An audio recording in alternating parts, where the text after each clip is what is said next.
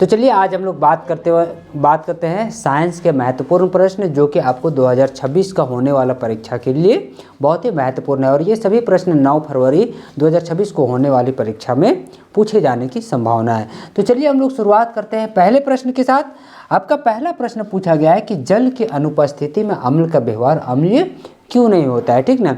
जब जल की अनुपस्थिति होती है तो अम्ल हमें अम्लीय जैसा नहीं लगता है, ऐसा क्यों होता है। तो देखिए, क्योंकि जल की अनुपस्थिति में जो अम्ल जो होता है वो H+ आयन का उत्पन्न नहीं कर पाता है, ठीक ना। जल की अनुपस्थिति में जो अम्ल है वो H+ आयन उत्पन्न नहीं कर पाता है और इसीलिए अम्ल का व्यवहार कैसा होता है, तो अम्लीय नहीं होता है। केवल जल की उपस्थिति में अगर हम बात करते हैं अम्ल का, तो अम्ल सिर्फ और सिर्फ जल की उपस्थिति में ही H+ आयन का निर्माण करता है, ठीक ना। अम्ल जो होता है वो सिर्फ और सिर्फ जल की उपस्थिति में ही H+ आयन का निर्माण करता है, तो उत्पन्न कर पाते हैं। इसीलिए इसका लक्षण कैसा होता है, अम्लीय होता है, ठीक ना। अगर जब ये H+ आयन का उत्पन्न नहीं करता है तो इसका व्यवहार जो है वो अम्लीय नहीं होगा, ठीक ना। तो हम लोग जब उत्तर में लिखेंगे तो हम लोग क्या लिखेंगे, क्योंकि जल की अनुपस्थिति में अम्ल जो है वो H+ आयन उत्पन्न नहीं कर पाते और इसीलिए अम्ल का व्यवहार अम्लीय नहीं होता है। केवल जल की उपस्थिति में ही अम्ल जो है वो H+ आयन उत्पन्न कर पाते हैं तथा अम्लीय अभिलक्षण दर्शाने के लिए आयनों का बनना क्या है, बहुत ही जरूरी है, ठीक ना। हमें अम्लीय अभिलक्षण को दर्शाने के लिए H+ आयन का बनना क्या है, बहुत जरूरी है, अन्यथा वो अम्लीय प्रवृत्ति का हमें पता नहीं चलेगा, ठीक ना। कोई दिक्कत है प्रश्न पे। चलिए अगला प्रश्न देखिए। अगला प्रश्न पूछा गया है स्वपोषी पोषण के लिए आवश्यक परिस्थितियां कौन सी है और उसके क्या क्या उत्पाद है, ठीक ना। हम लोग जैसे स्वपोषी पोषण और विषमपोषी पोषण दो प्रकार का हम लोग क्वेश्चन पढ़ते थे, ठीक ना। तो उसमें से एक प्रश्न है आपका कि स्वपोषी पोषण जो अपना भोजन बनाते हैं उनके लिए क्या क्या आवश्यक चीज़ों की हमें आवश्यकता होती है। देखिए, तो स्वपोषी पोषण के लिए आवश्यक परिस्थितियाँ निम्नलिखित है। पहला तो क्या चाहिए, सूर्य का प्रकाश, ठीक ना। सूर्य का प्रकाश उसे कहाँ से मिल रहा है, तो सूर्य से मिल रहा है, ठीक ना। उसको क्या चाहिए, सूर्य का प्रकाश की उपस्थिति चाहिए और क्या चाहिए, क्लोरोफिल, ठीक ना। ये खाना पीना कहाँ बनाता है, तो खाना पीना पेड़ पौधा अपनी क्लोरोफिल में ही बनाता है। जो पत्ता का जो हरा वर्णक जो होता है, हरा जो वर्णक होता है वही क्या है, क्लोरोफिल है, वहीं पे क्लोरोफिल मिलता है, तो वहीं पे वो क्या करता है, खाना बनाता है। पेड़ पौधा अपना भोजन क्लोरोफिल में ही बनाते हैं। अब देखिए, खाना बनाने के लिए उसे और क्या क्या चीज़ की आवश्यकता है, तो उसे कार्बन डाइऑक्साइड की आवश्यकता है, ठीक ना। किस चीज़ की आवश्यकता है, तो कार्बन डाइऑक्साइड की आवश्यकता है। तो कार्बन डाइऑक्साइड उसे कहाँ से मिलता है, तो उसे पर्यावरण से कार्बन डाइऑक्साइड ले लेता है और जल उसको आवश्यकता है। जल कहाँ से ले लेता है, तो जड़ से। तो ये चारों चीज़ों की उपस्थिति में ही पेड़ पौधा क्या करता है, अपना भोजन तैयार करता है। यानी पूछा है स्वपोषी पोषण का, तो स्वपोषी पोषण के लिए आवश्यक परिस्थितियाँ क्या क्या चाहिए, सूर्य का प्रकाश, क्लोरोफिल की उपस्थिति, कार्बन डाइऑक्साइड तथा जल की उपस्थिति होना क्या है, अनिवार्य। इन चारों में से कोई अगर एक आध भी न रहे तो पेड़ पौधा अपना भोजन नहीं बना पाएगा। भले ही जैसे हम लोग घर में अगर एक दिन अगर हल्दी ख़त्म हो जाए तो बिना हल्दी का भी खाना बना लेंगे। एक दिन अगर कोई सब्जी ख़त्म हो गया तो भी हम लोग चावल से काम चला सकते हैं। लेकिन अगर पेड़ पौधा में अगर इन चारों में से कोई एकाध की भी कमी हो जाए तो पेड़ पौधा खाना नहीं बना पाएगा। जिसके कारण हम लोग देखते हैं कि गर्मी के सीज़न में जब हम लोग सिंचाई नहीं करते हैं, कोई भी बारी का हम लोग जब सिंचाई नहीं करते तो हम लोग देखते हैं कि फसल धीरे धीरे क्या होने लगता है, मुरझाने लगता है ना, क्योंकि वो अपना भोजन नहीं बना पा रहा है, उसको पानी का कमी हो जाता है। या फिर पेड़ पौधा जैसे अगर हम लोग कोई कमरे में एक अंधेरे कमरे में अगर कोई पौधा को ले जाके रख देते हैं और उसे बंद कर देते हैं तो उसे सूर्य का प्रकाश या फिर किसी प्रकार का कोई रोशनी उसको नहीं मिल रहा है तो भी वो खाना पीना नहीं बना पाएगा, तो जिसके कारण से वो भी क्या हो जाएगा, मर जाएगा, ठीक। कोई दिक्कत नहीं। चलिए अगला प्रश्न देखिए। अगला प्रश्न पूछा है कि मानव में बच्चे के लिंग निर्धारण कैसे होता है, ठीक ना। पूछा है कि मानव में बच्चे का लिंग निर्धारण कैसे होता है। तो देखिए, किसी भी बच्चे का लिंग निर्धारण इस बात पर निर्भर करता है कि वह अपने जनकों से किस प्रकार का गुणसूत्र प्राप्त किया है, ठीक ना। यानी कि वो अपने माता पिता से किस प्रकार का गुणसूत्र प्राप्त किया है, इसी से पता चलेगा कि बच्चा लड़का होगा या फिर लड़की होगी, ठीक ना। तो देखिए नवजात बच्चा जो पिता से वाई गुणसूत्र प्राप्त करता है, कौन सा गुणसूत्र, वाई गुणसूत्र प्राप्त करता है तो लड़का होगा। और जब पिता से एक्स गुणसूत्र प्राप्त करता है, जब कोई नवजात बच्चा पिता से एक्स गुणसूत्र प्राप्त करता है तो क्या बने, किसका जन्म होगा, लड़की का। और जबकि अगर वो पिता से वाई गुणसूत्र प्राप्त करेगा तो बच्चा कैसा होगा, लड़का होगा, ठीक ना। बच्चा कौन होगा, लड़का होगा। यानी कि देखिए पूरी तरह से निर्भर करता है पिता पर ही कि पिता से बच्चे को कौन सा गुणसूत्र प्राप्त हुआ है। अगर पिता से एक, देखिए माता के पास 2 गुणसूत्र होता है, कौन कौन सा, XX गुणसूत्र, ठीक ना। माता के पास XX गुणसूत्र पाया जाता है और पिता के पास XY गुणसूत्र, ठीक ना। अब माता से चाहे ये X मिले या ये X मिले, ठीक ना। माता से X गुणसूत्र, पिता से X गुणसूत्र, तो क्या बनेगी, लड़की। और माता से X गुणसूत्र और पिता से Y गुणसूत्र, तब क्या होगा, लड़का। और अगर ये गुणसूत्र और ये गुणसूत्र ये भी हो जाए तो क्या होगा, लड़की, ठीक ना। और ये ऐसे ही मिले तो भी क्या होगा, लड़का। यानी कि पूरी तरह से निर्भर किस पर करता है, पिता पर ही निर्भर करता है कि पिता से बच्चे को कौन सा गुणसूत्र प्राप्त हुआ है। अगर पिता से कोई भी बच्चे को अगर X गुणसूत्र प्राप्त हुआ है तो लड़की का जन्म होगा, और अगर पिता से Y गुणसूत्र प्राप्त हुआ है तो लड़के का जन्म होगा, ठीक ना। कोई दिक्कत है, नहीं। चलिए अगला प्रश्न देखिए। अगला प्रश्न आपसे पूछा गया है कि वाहनों में उत्तल दर्पण को साइड मिरर के रूप में प्रयोग क्यों किया जाता है, ठीक ना। वाहन में हम लोग देखते हैं कि वाहन में उत्तल दर्पण लगाया जाता है, साइड मिरर के रूप में उत्तल दर्पण लगाया जाता है। तो वो क्यों लगाया जाता है, तो देखिए उत्तल दर्पण हमेशा किसी भी वस्तु का कैसा प्रतिबिंब बनाता है बच्चों, तो हमेशा सीधा प्रतिबिंब बनाता है, ठीक ना। उत्तल दर्पण कौन सा प्रतिबिंब बनाता है, तो उत्तल दर्पण सदैव सीधा प्रतिबिंब बनाता है, तथा इसका दृष्टि क्षेत्र भी क्या होता है, काफ़ी विस्तृत, यानी कि ज़्यादा दूर तक के क्षेत्र को यह दिखाता है, ठीक ना। कौन सा दर्पण, उत्तल दर्पण। जबकि अगर हम लोग वही बात करते हैं अवतल दर्पण का, तो अवतल दर्पण का विस्तृत क्षेत्रफल क्या होता है, काफ़ी कम होता है, ठीक ना। वो कम क्षेत्र को वो दिखाएगा। तो देखिए गाड़ी चलाने वाला को पीछे वो बार बार मुड़ के तो नहीं देख सकता है, तो अपने साइड मिरर में ही देखता है कि पीछे से कौन सा गाड़ी आ रहा है, ठीक ना, कितना दूर में गाड़ी है, कितनी सारी गाड़ियां हैं, तो वो उत्तल दर्पण से ही वो देख सकता है। तो अतः उत्तल दर्पण ड्राइवर को अपने पीछे के बहुत बड़े क्षेत्र को देखने में समर्थ बनाता है, और इसीलिए गाड़ी में कौन सा दर्पण लगाया जाता है, तो उत्तल दर्पण का उपयोग मिरर के रूप में किया जाता है, ठीक ना। तो हम लोग क्या लिखेंगे कि उत्तल दर्पण हमेशा किसी भी वस्तु का सीधा प्रतिबिंब बनाता है, तथा इसका दृष्टि क्षेत्र क्या होता है, काफ़ी विस्तृत होता है। अतः उत्तल दर्पण ड्राइवर को अपने पीछे के बहुत बड़े क्षेत्र को देखने में समर्थ बनाता है, ठीक ना। और इसीलिए उत्तल दर्पण का उपयोग मिरर के रूप में किया जाता है, ठीक। कोई दिक्कत है इस प्रश्न पे, नहीं है। चलिए अगले प्रश्न पे चलते हैं हम लोग। अगला प्रश्न आपसे पूछा गया बच्चों कि मिश्र धातु किसे कहते हैं और इसके 2 नाम तथा इसके उपयोग लिखिए, ठीक ना। तो मिश्र धातु किसे कहते हैं, तो जब किसी धातु किसी अन्य धातु अथवा अधातु के साथ गलित अवस्था में मिलाने से जो समांगी मिश्रण प्राप्त होता है उसे हम लोग क्या कहते हैं, तो उसे हम लोग मिश्र धातु कहते हैं, ठीक ना। और 2 मिश्र धातु के नाम पूछा गया है, तो 2 मिश्र धातु कौन कौन से हैं, एक हो गया आपका इस्पात और दूसरा क्या हो गया, पीतल, ठीक ना। तो मिश्र धातु इस्पात का उपयोग कहाँ किया जाता है, तो जहाज तथा वाहनों के निर्माण में किया जाता है, ठीक ना। और ये क्यों किया जाता है, तो ये काफ़ी मजबूत होता है और हल्का भी होता है, तो इसलिए इसका उपयोग जहाज के पार्ट पुर्जों में या फिर वाहनों के पार्ट पुर्जों में पार्ट पुर्जा बनाने में इसका उपयोग किया जाता है। और पीतल का हम लोग बर्तन बनाने के रूप में भी इसका हम लोग उपयोग करते हैं, ठीक ना। कोई दिक्कत है, चलिए अगला प्रश्न देखिए। अगला प्रश्न पूछा है कि स्वच्छ आकाश का रंग नीला हमें क्यों प्रतीत होता है, ठीक ना। हम लोग कभी सोचते हैं कि आकाश का रंग काला क्यों नहीं दिखाई देता है, लाल क्यों नहीं दिखाई देता है, हमें नीला ही क्यों दिखाई देता है, ठीक ना। आकाश हमें कोई और अन्य रंग का हमें दिखाई क्यों नहीं देता है, उसका क्या कारण है? तो देखिए, आकाश जो है वो प्रकाश के प्रकीर्णन के कारण आकाश का रंग हमें कैसा दिखाई देता है?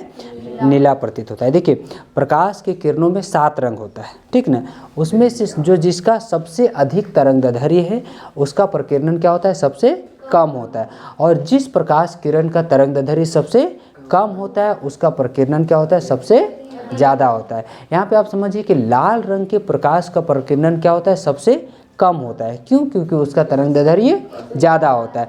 तो लाल रंग का प्रकाश का प्रकीर्णन कम होने के कारण, यानी कि जिसका भी तरंगदैर्ध्य ज़्यादा है, जो रंग का तरंगदैर्ध्य ज़्यादा है उसका प्रकीर्णन कम होता है, तो वो आसानी से पृथ्वी तक पहुंच जाते हैं। जबकि जिनका तरंगदैर्ध्य क्या है? कम है, वो वायुमंडल में बहुत सारे धूल कण हैं, बहुत सारे गैसें हैं, तो उससे टकरा करके वो क्या हो जाती है? वापस रिफ्लेक्ट होके ऊपर में ही रह जाती है, ठीक ना। तो जो ऊपर में छूट जाती है वो हमें नीचे से वही रंग हमें दिखाई देता है। तो देखिए, नीले रंग का तरंगदैर्ध्य क्या है? नीले रंग का तरंगदैर्ध्य कम होने के कारण उसका प्रकीर्णन क्या होता है? ज़्यादा हो जाता है। तो नीले रंग की प्रकाश किरणें क्या हो जाती है? पीछे रह जाती है। अब पीछे रहने के कारण वो हमें वही रंग दिखाई पड़ता है। तो हम क्या लिखेंगे कि प्रकाश जब वायुमंडल में प्रवेश करता है तब प्रकाश के प्रकीर्णन होता है, ठीक ना। तब क्या होता है? प्रकाश का प्रकीर्णन होने लगता है।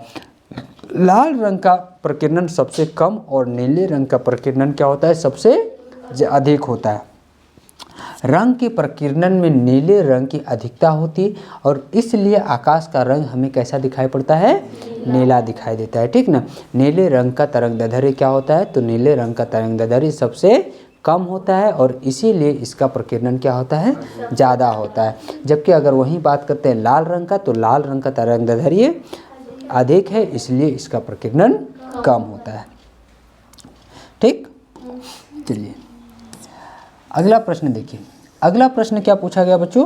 तो अगला प्रश्न आपसे पूछा गया है कि ऐसे 2 तरीके सुझाएं, यानी कि ऐसे 2 तरीके बताएं जिनमें जैव निम्नीकरण पदार्थ पर्यावरण को प्रभावित करते हैं, ठीक ना। ऐसे कोई भी 2 तरीके बताए जिससे जैव निम्नीकरण पदार्थ पर्यावरण को क्या करते हैं? प्रभावित करते हैं। तो देखिए, जैव निम्नीकरण पदार्थ पर्यावरण को निम्न 2 तरीकों से प्रभावित करते हैं। पहले हम लोग देखते हैं कि पौधों तथा जंतुओं के अवशेष के अपघटन से वातावरण क्या होता है? दूषित होता है। अभी जैसे हम लोग देखते हैं कि सड़क पे बहुत सारे कुत्ते जो हैं उनको गाड़ी के एक्सीडेंट हो जाता है, तो वो कुत्ते क्या हो जाते हैं? सड़क पे मर जाते हैं। और वही क्या हो जाते हैं? धीरे धीरे जब सड़ते हैं तो वो दुर्गंध देने लगते हैं, है ना, सेंट देने लगता है, जिससे क्या होता है? पर्यावरण प्रदूषण होता है। अब वहाँ से कोई व्यक्ति गुजर रहा है, इतना ज़्यादा सेंट दिया कि उसको वोमिटिंग आ जाता है कि नहीं? बहुत ख़राब सेंट देता है। तो क्या होता है कि पौधे तथा जंतुओं के अवशेष जब अपघटन से वातावरण क्या होता है? दूषित हो जाता है तथा दुर्गंध फैलती है, जिससे पास में रहने वाले लोगों को क्या हो सकती है? परेशानी होती है ना। जब भी कोई हम लोग जैसे नाली उली के बगल में जैसे किसी का घर वगैरह है, तो नाले में बहुत सारा कचरा बहा दिया जाता है, तो उसका भी जब सड़ जाता है तो उसका भी दुर्गंध से क्या हो जाता है? आदमी को बहुत सारी परेशानी होती है। अब देखिए दूसरा क्या लिखेंगे? कूड़े कचरे के ढेर पर अनेक प्रकार की मक्खियाँ, मच्छर आदि पैदा होते हैं, जो कि कई प्रकार के रोगों को लेकर के आते हैं, है ना। दूसरे जगह से हम लोग को रोग ला करके हमारे मान लीजिए एक मक्खी जो उस कचड़े में बैठी थी, कहीं मल है वहाँ पे बैठी थी और वहाँ से उठ करके और हमारे भोजन में आके बैठी, तो अब उसका बीमारी हमारे भोजन में भी ला के छोड़ देती है। और वही भोजन जब हम कर रहे हैं तो फिर हम भी उससे क्या हो जाएंगे? बीमार हो जाएंगे। तब हम भी उससे क्या होंगे? बीमार हो जाएंगे। तो कूड़े कचरे की ढेर पर अनेक प्रकार की मक्खियाँ, मच्छर आदि क्या होती हैं? पैदा होती है, जो कि कई प्रकार के रोगों को लेकर के हमारे घर तक पहुंचती है, यानी कि रोगों का वो वाहक बनती है, ठीक ना, रोग को लेकर के आती है। फिर देखिए अगला क्या लिखेंगे? Methane gas, hydrogen sulphide gas, carbon dioxide gas अपघटन प्रक्रम से निकलते हैं, जिससे प्रदूषण क्या हो जाता है? बढ़ता है। और जितना ज़्यादा अभी प्रदूषण बढ़ते जा रहा है, हम देख रहे हैं कि यहाँ पे तापमान भी क्या हो रहा है? बढ़ते जा रहा है, ठीक ना। कार्बन डाइऑक्साइड का मात्रा जितना अधिक बढ़ेगा उतना ही ज़्यादा टेम्परेचर भी क्या होते जा रहा है? बढ़ते जा रहा है। और हमें देखने को मिलता है कि भाई गर्मी बहुत ज़्यादा क्या हो रही है? बढ़ रही है कि नहीं। तो ये सभी चीज़ें हम लोग इस पर लिखेंगे, ठीक। कोई दिक्कत है? नहीं है ना। कि फिर से बता दें तो देखिए, जैव निम्नीकरण पदार्थ पर्यावरण को निम्न प्रकार से प्रभावित करती है। हम लोग ये लिखें, फिर लिखेंगे कि पौधे तथा जंतुओं के अवशेष के अपघटन से वातावरण क्या होता है, दूषित होता है तथा दुर्गंध फैलती है, जिससे आसपास में रहने वाले लोगों को क्या होती है, परेशानी होती है। और कूड़े कचरे के ढेर पर अनेक प्रकार की मक्खियाँ, मच्छर आदि क्या होते हैं, पैदा होते हैं, जो कि रोगों का वाहक बनते हैं, ठीक ना, जो कि कई प्रकार के रोग को लेकर के हमारे घरों तक पहुंचते हैं। Methane gas, hydrogen sulphide gas, carbon dioxide gas अपघटन प्रक्रम से निकलते हैं, जिनसे क्या होता है, प्रदूषण फैलता है, ठीक ना, प्रदूषण क्या हो जाता है, बढ़ता है। ठीक, कोई दिक्कत है सोनू? चलिए अगला प्रश्न देखिए। अगला प्रश्न आपसे पूछा गया है बच्चों कि संतुलित रासायनिक समीकरण क्या है, ठीक ना, संतुलित रासायनिक समीकरण क्या है और रासायनिक समीकरण को संतुलित करना क्यों आवश्यक है, ठीक ना। क्या पूछा गया है कि भैया संतुलित रासायनिक समीकरण हम लोग किसे कहते हैं और इसको संतुलित करना क्यों आवश्यक है, ठीक ना। तो हम क्या लिखेंगे बच्चों कि वह रासायनिक अभिक्रिया जिसमें दोनों और प्रत्येक तत्व के परमाणु क्या होते हैं, बराबर होते हैं, ठीक ना, दोनों और प्रत्येक तत्व के परमाणु क्या होते हैं, बराबर होते हैं, उसे हम लोग रासायनिक समीकरण कहते हैं। जैसे देखिए, आप अगर मान लीजिए एक छोटा सा अभिक्रिया लेते हैं, हाइड्रोजन और ऑक्सीजन, जब दोनों को अभिक्रिया करवाते हैं तो क्या बनता है, H2O, जल का निर्माण होता है। तो आप यहाँ पे देखिए, इधर हाइड्रोजन परमाणु 2 है, इधर भी 2 है, लेकिन यहाँ ऑक्सीजन 2 है और इधर ऑक्सीजन कितना है, 1 है। तो यहाँ पे हम लोग क्या करेंगे, इसे हम लोग बराबर करने के लिए यहाँ पे 2 लगा दिए। अब यहाँ देखिए, ऑक्सीजन 2 हो गया, लेकिन हाइड्रोजन कितना हो गया, 4, तो इधर भी कितना लगा देंगे, 2। अब ये हमें इसकी आवश्यकता क्यों है, हमें भाई संतुलित करने की आवश्यकता क्यों है।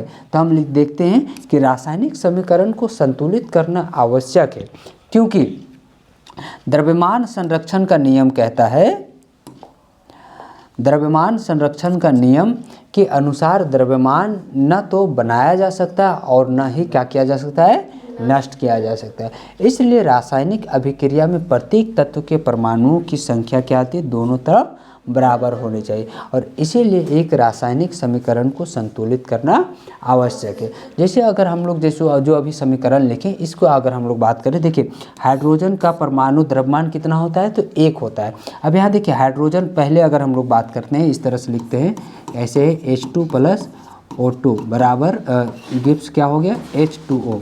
अब अगर इधर का अगर हम बात करें तो हाइड्रोजन यहाँ पे कितना है, 2 हाइड्रोजन है, और एक हाइड्रोजन का परमाणु द्रव्यमान कितना होता है, तो एक हाइड्रोजन का परमाणु द्रव्यमान 1 होता है, तो 1 × 2 प्लस ऑक्सीजन का परमाणु द्रव्यमान कितना होता है, तो ऑक्सीजन का परमाणु द्रव्यमान 16 होता है। तो यहाँ पे देखिए 2 ऑक्सीजन है, तो 16 × 2। अब अगर हम लोग इधर बात करते हैं तो हाइड्रोजन कितना, हाइड्रोजन का परमाणु द्रव्यमान 1 × 2 प्लस ऑक्सीजन का 16। अब अगर बात करते हैं तो इधर हो जाएगा 2 + 16 दूने 32, और इधर हो गया 2 + 16, तो ये 2 और 32 कितना हो गया, 34 हो गया, और इधर हो गया तुम्हारा 18। अब देखिए यहाँ पे क्या है, ये दोनों बराबर है, तो दोनों बराबर नहीं है, तो इसीलिए हमें इसको बराबर करने की आवश्यकता है। अब अगर हम जब यहाँ पे हम लोग 2 लगा देते हैं और यहाँ पर भी हम लोग क्या लगा देते हैं, 2 लगा देते हैं, तो ये 2 से गुना हो जाएगा, तो 2 दूने 4, 4 और 32 कितना हो जाएगा, 36 हो जाएगी। अब अगर हम लोग इधर बात करते हैं तो इधर भी हम लोग 2 से इसको गुना कर देंगे, ठीक ना, 2 से हम लोग क्या कर देंगे, गुना कर देंगे, तो 18 दूने कितना हो जाएगा, 18 दूने कितना हो जाएगा, 36। तो देखिए दोनों तरफ क्या हो गया, बराबर हो गया। तो यही द्रव्यमान संरक्षण का नियम कहता है कि देखिए ना तो हम लोग इसके द्रव्यमान को नष्ट कर सकते हैं और ना ही द्रव्यमान उसमें बढ़ा सकते हैं। तो इसीलिए रासायनिक समीकरण को क्या करना आवश्यक होता है, संतुलित करना आवश्यक होता है, ठीक ना।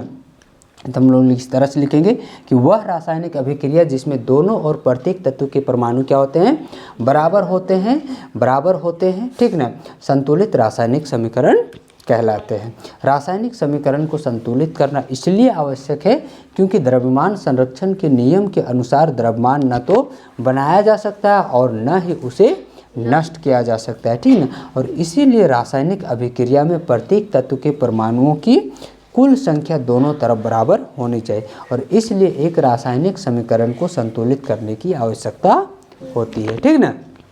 कोई दिक्कत बाबू नहीं है। चलिए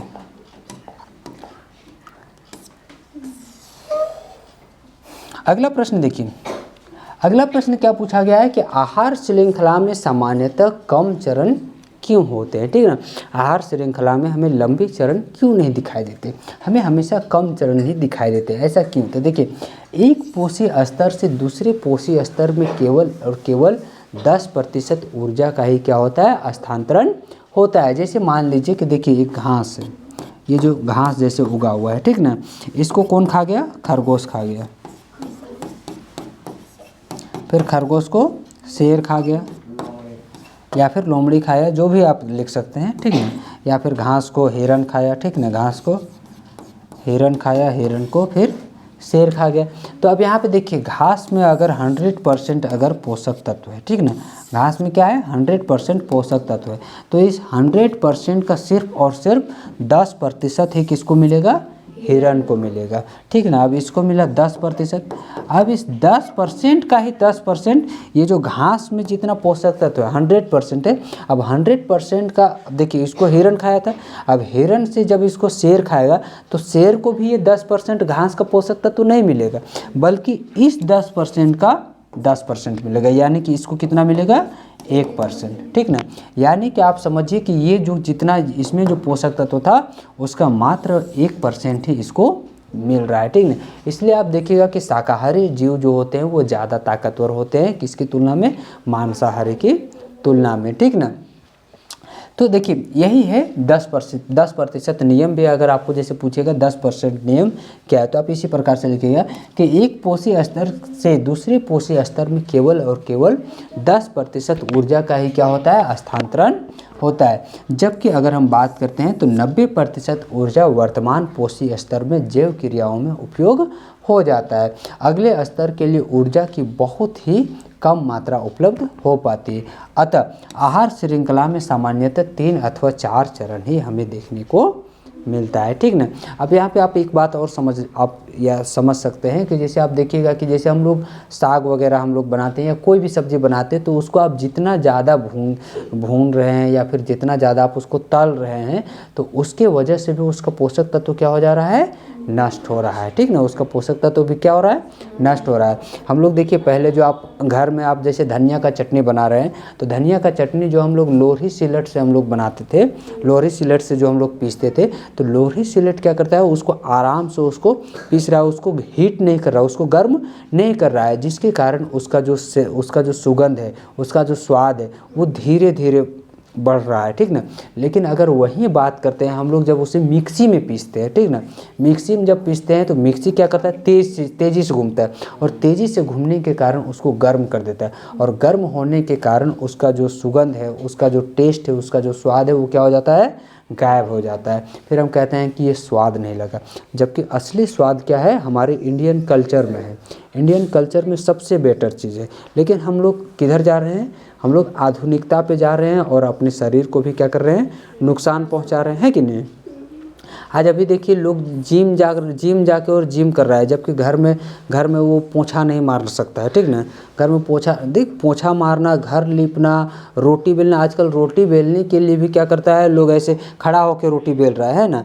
किचन बनाया है, किचन में ऐसे इतना ऊपर में उसका रखा हुआ है, ऊपर खड़ा होकर बेल रहा है। तो खड़ा होकर बेल रहा है तो एक तो आदमी बैठना आजकल भूल गया है। आप देखिएगा कि अभी बहुत ज़्यादा घुटना का ऑपरेशन होता है, ठीक ना, घुटना का ऑपरेशन हो रहा है। लोग बैठ नहीं पा रहा है, नीचे बैठ नहीं पा रहा है। क्यों नहीं बैठ पा रहा है, क्योंकि नीचे बैठने का लोग का आदत ही छूट गया है। अभी हर घर में टेबल कुर्सी हो गया है, ठीक ना। अब खाना भी खा रहा है तो कुर्सी में बैठ के, टेबल में बैठ के, उसके बाद सीधे खाटी बेड में जाके सूत रहा है। उसके बाद जब रोटी बेलना है, खाना भी बनाना है तो खड़े खड़ बना रहा है। उसके बाद जब बाथरूम जा रहा है तो बाथरूम में भी वेस्टर्न बाथरूम लगाया हुआ है, ठीक ना, आराम से कुर्सी जैसा बैठ के बाथरूम में भी कर रहा है। तो कभी वो नीचे बैठने का उसका आदत ही क्या हो गया, पूरी तरह से छूट गया है। तो जिसके कारण वो जब भी नीचे बैठना चाहेगा, अब देखिए, जो आदत छूट गया है तो जब नीचे बैठने चाहेगा तो उसका घुटना ऑटोमेटिक है दर्द देने लगेगा। इसलिए हम कहते हैं कि देखिए, जो हमारा इंडियन कल्चर था वो काफ़ी बेहतर है। अगर हम उसी में चलते हैं तो हम स्वस्थ रह सकते हैं। जितना ज़्यादा आप दिखावे पे जाइएगा, आप उतने ही ज़्यादा अपने शरीर को नुकसान पहुँचा रहे हैं, ठीक ना। तो चलिए, हम लोग खास इस प्रश्न पे बात कर रहे थे, तो ये प्रश्न तो हो ही गया है। अब एक प्रश्न पूछा गया है आपसे कि अनैच्छिक क्रिया और प्रतिवर्ती क्रिया एक दूसरे से किस प्रकार से अलग है, ठीक ना। क्या पूछा है कि अनैच्छिक क्रिया और प्रतिवर्ती क्रिया। क्या लिखेंगे बच्चों, लिखेंगे हम लोग आमाशय में पाचन की क्रिया का होना, रक्त की नलिकाओं में विभिन्न पदार्थों का आवागमन, पाचक रसों का स्रावित होना, ये सभी कौन सी क्रियाएं हैं, तो ये अनैच्छिक क्रिया, यानी कि हम चाहें या ना चाहें, ठीक ना, ये हमारे इच्छा से नहीं होता है। क्या किसी के इच्छा से भोजन का पाचन होता है? आप भोजन खाते हैं अपने इच्छा से, लेकिन भोजन का पाचन आपकी इच्छा के अनुसार नहीं होगा, ठीक ना। रक्त की नलिकाओं में विभिन्न पदार्थों का आवागमन, हमारे शरीर में जो खून है वो खून क्या लेके आ रहा है, क्या लेके जा रहा है, ये चीज़ क्या हमारे इच्छा से हो रहा है? नहीं हो रहा है, ठीक ना। तो वैसी क्रियाएं, वैसी हमारे शरीर में होने वाली वैसी क्रियाएं जो हमारे बिना इजाज़त के, बिना हमारी मर्जी के जो काम हो रही है, उसे हम क्या कहते हैं? अनैच्छिक क्रिया। उसे हम लोग क्या कहते हैं बच्चों? तो उसे हम लोग अनैच्छिक क्रिया कहते हैं। तथा पलकों का झपकना, छींकना तथा खांसना आदि, ये सभी क्या, ये सभी कौन सी क्रियाएं हैं? प्रतिवर्ती क्रियाएं। ये सभी क्या है? प्रतिवर्ती क्रियाएं। प्रतिवर्ती क्रियाओं पर मस्तिष्क का नियंत्रण नहीं होता, जबकि अनैच्छिक क्रियाओं पर मस्तिष्क का नियंत्रण होता है। तो इस प्रकार अनैच्छिक क्रियाएं तथा प्रतिवर्ती क्रियाएं क्या है? एक दूसरे से भिन्न है, ठीक ना। ये जो देखिए, ये जो अनैच्छिक क्रियाएं हैं, ये हमेशा क्या होती है? चलते रहती है, ठीक ना। हम सूत रहे, सूतल है, उठल है, जागल है, इससे इसको कोई मतलब नहीं है, ये हमेशा ये अपना काम करते रहते हैं। लेकिन अगर वही बात करते हैं प्रतिवर्ती क्रियाओं का, तो प्रतिवर्ती क्रियाएं भी ये अचानक आती है और इस पर मस्तिष्क का भी किसी प्रकार का कोई नियंत्रण नहीं होता है, ठीक ना। हम लोग कभी सोच समझ के कभी छींकते हैं क्या? नहीं छींकते हैं ना, अचानक कभी भी आ जाता है। खांसी भी अचानक से कभी भी आ जाता है ना, और हम लोग तो उस पर मस्तिष्क का भी किसी प्रकार का कोई नियंत्रण नहीं होता है, ठीक ना। कोई दिक्कत है हमने? चलिए, अगला प्रश्न आपसे पूछा गया है कि सोडियम धातु को मिट्टी के तेल में डुबा करके हम लोग क्यों रखते हैं, ठीक ना। सोडियम धातु को मिट्टी के तेल में ही डुबो करके क्यों रखा जाता है? तो देखिए, सोडियम जो है वो अत्यधिक अभिक्रियाशील धातु है, ठीक ना। सोडियम जो है वो अति अभिक्रियाशील धातु है। यह हवा में स्वतः जलने लग जाता है, ठीक ना। जैसे ही हवा के संपर्क में आएगा, जल के संपर्क में आएगा, नमी के संपर्क में आएगा, ऑक्सीजन के संपर्क में आएगा, ये अपने आप में क्या पकड़ लेगा? आग पकड़ लेगा और ये जलने लगेगा, ठीक ना। जलने लगती है और सोडियम ऑक्साइड का निर्माण करती है। इसीलिए इसको सुरक्षित रखने के लिए क्या किया जाता है? तो इसको सुरक्षित रखने तथा आकस्मिक आग से रोकने के लिए इसे क्या किया जाता है? तो मिट्टी के तेल में डुबो करके रखा जाता है। अब मिट्टी का तेल क्या करता है कि भैया इसको ऑक्सीजन, ना तो इसको ऑक्सीजन के संपर्क में आने देता है, ना ही इसको जल के संपर्क में आने देता है, ठीक ना। तो ये आग नहीं पकड़ सकता है। तो इसीलिए इसे इस प्रकार से मिट्टी के तेल में डुबा करके रखा जाता है, ठीक ना। कोई दिक्कत है? चलिए, फिर आपका अगला प्रश्न पूछा गया है कि यदि हमारे द्वारा उत्पादित सारा कचरा जैव निम्नीकरण हो तो क्या होगा? इनका हमारे पर्यावरण पर कोई प्रभाव नहीं पड़ेगा? तो देखिए, क्या लिखेंगे हम लोग कि हाँ, यदि उत्पादित सारा कचरा जैव निम्नीकरण हो तब भी इनका हमारे पर्यावरण पर प्रभाव पड़ेगा, परंतु लंबे समय के लिए नहीं पड़ेगा, ठीक ना। कुछ समय के बाद वो क्या हो जाएगा? नष्ट हो जाएगा, ठीक ना। कुछ ही समय के बाद वो क्या हो जाएगा? नष्ट हो जाएगा। अधिक मात्रा में कचरा होने के कारण सूक्ष्म जीव सही समय पर इनका विघटन तो नहीं कर पाएंगे, जिससे ये कचरा जमा हो जाएगा और मक्खियों, मच्छरों आदि को पनपने का अवसर मिलेगा, दुर्गंध फैलेगी, वायु प्रदूषण होगा तथा बीमारी भी फैलेगी। यदि इसका निपटान सही तरीके से होगा, जैसे कि जैविक खाद बनाकर, तो कुछ ही समय में ये दुष्प्रभाव क्या हो जाएगा? खत्म हो जाएगा, ठीक ना। अगर हम लोग इसका सही प्रकार से अगर निपटारा करते हैं तो ये क्या हो जाएगा? कुछ ही समय में ये क्या हो जाएगा? नष्ट हो जाएगा। कुछ ही समय में ये क्या हो जाएगा?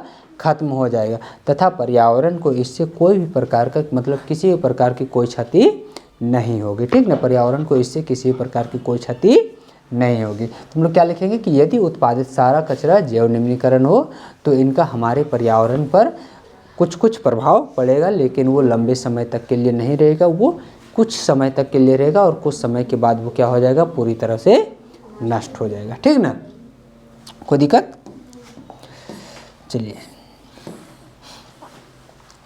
फिर अगला प्रश्न देखिए, अगला प्रश्न पूछा है तेल एवं वसा युक्त खाद्य पदार्थों को नाइट्रोजन से प्रभावित क्यों किया जाता है। ठीक ना, प्रश्न क्या पूछा कि तेल एवं वसा युक्त खाद्य पदार्थों को नाइट्रोजन से प्रभावित क्यों किया जाता है। तो क्या लिखेंगे बच्चों कि तेल एवं वसा युक्त खाद्य पदार्थों को नाइट्रोजन से इसलिए प्रभावित किया जाता है क्योंकि ये पदार्थ ऑक्सीजन के साथ उपचयन अभिक्रिया करते हैं। ठीक ना, ये क्या करते हैं, तो ये ऑक्सीजन के साथ ये उपचयित हो जाते हैं तथा इसके उनके स्वाद और गंध क्या हो जाते हैं, दोनों ही बदल जाते हैं। तो जब नाइट्रोजन एक प्रतिऑक्सीकारक है जो इन पदार्थों को उपचयन से बचाता है, अतः तेल एवं वसा युक्त खाद्य पदार्थ विकृत गंधी नहीं है। इस तरह तेल तथा वसा युक्त पदार्थों को खराब नहीं होने देते। इसलिए हम लोग देखते हैं कि चिप्स का पैकेट आप देखते होंगे या कोई भी आप मार्केट में जो आप जैसे कोई भी ऐसे पदार्थ लेते हैं जैसे कुरकुरे हो गया, चिप्स हो गया या फिर अन्य और भी बहुत सारी चीज़ है, तो आप देखते होंगे कि वो पैकेट बहुत सा फुला हुआ रहता है।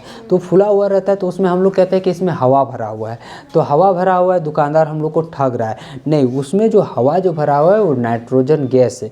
वो दरअसल नाइट्रोजन गैस क्या करता है कि उसको ख़राब होने से रोकता है, उसको बचाता है। अगर आप जैसे ही पैकेट को फाड़ देंगे और एक दिन आप उसको छोड़ दीजिए, अगले दिन आपको वो ख़राब होता हुआ नज़र आएगा। ठीक ना, तो वो क्या करता है, वो जो नाइट्रोजन है वो प्रतिऑक्सीकारक है। ठीक ना, प्रतिऑक्सीकारक है जो इन पदार्थों को उपचयन होने से बचा लेता है और इसीलिए हम लोग जब तेल या फिर वसा युक्त पदार्थों को नाइट्रोजन गैस के अंदर उसको डाल करके रखा जाता है। ठीक ना, चलिए अगले प्रश्न पे देखते हैं हम लोग।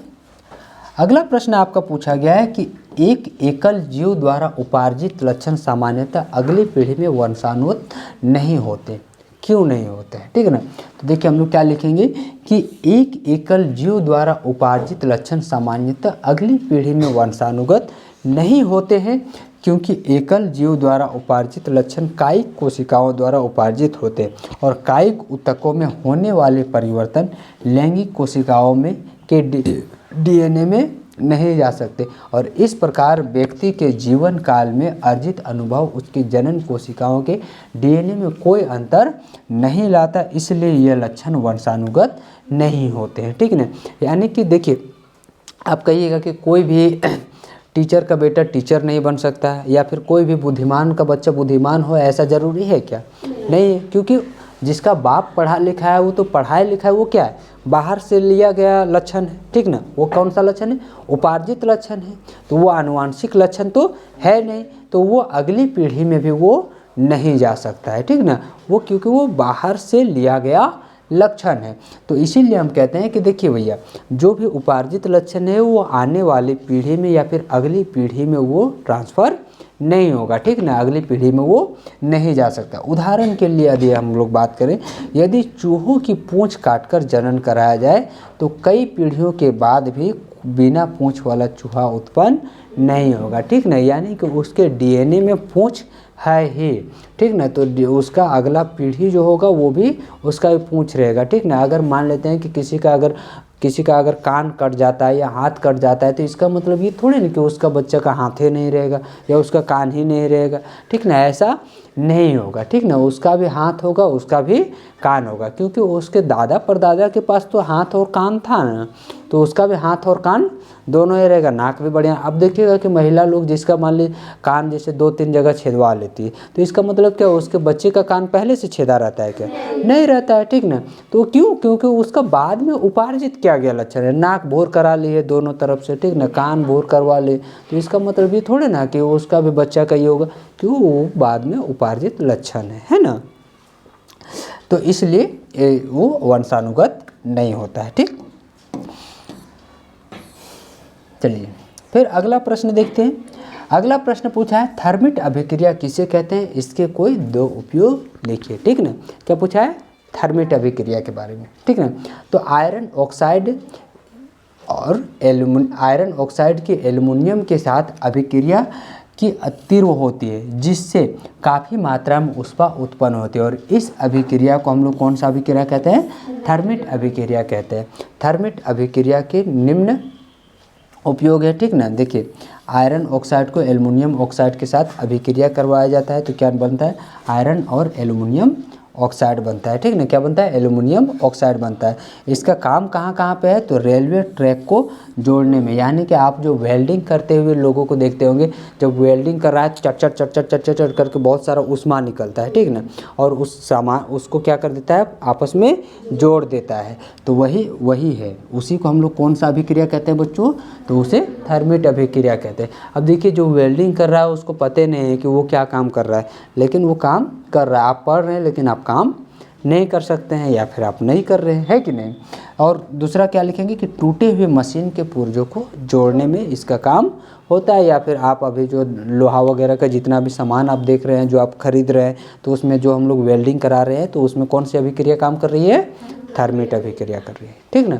तो जब लिखने के बारे आएगा तो हम लोग क्या लिखेंगे कि आयरन ऑक्साइड की एल्युमिनियम के साथ अभिक्रिया अति तीव्र होती है, जिससे काफ़ी मात्रा में ऊष्मा उत्पन्न होती है, और इस अभिक्रिया को हम लोग क्या कहते हैं, थर्मिट अभिक्रिया कहते हैं। और थर्मिट अभिक्रिया के लिए कोई क्या क्या उपयोग है, तो रेलवे ट्रैक को जोड़ने में, टूटे हुए मशीन के पुर्जों को जोड़ने में इसका उपयोग होता है, ठीक।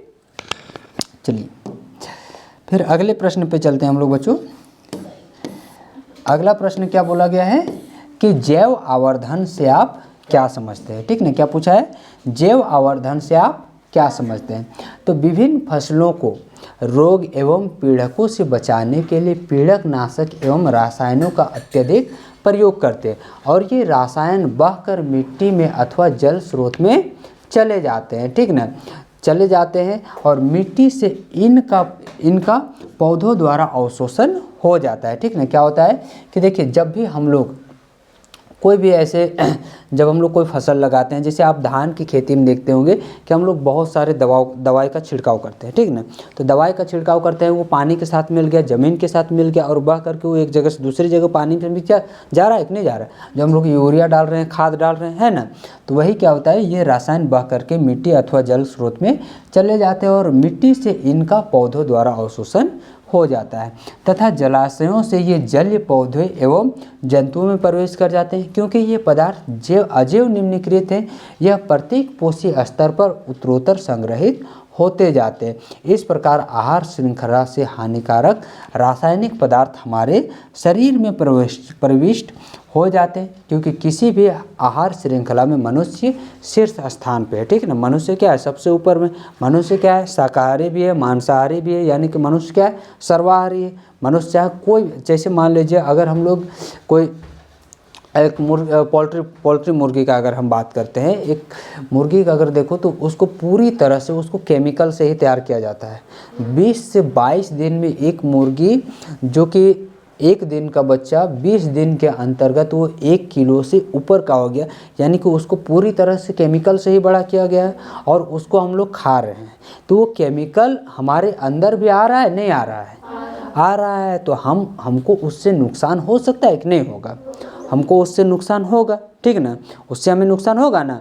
हम जो आज जो खाद, जो यूरिया खाद दवाई जो हम लोग सब्जी में डाल रहे हैं, फिर उस सब्जी को चाहे घास हो या फिर सब्जी हो, उसको बकरी खाए या फिर कोई भी खाए, उसके बाद फिर तो उसको हम भी खा रहे हैं, बकरी को फिर काट के हम ही खा रहे हैं। या फिर जो साग सब्जी उगा रहे हैं उसको भी कौन खा रहा है, हम ही लोग खा रहे हैं।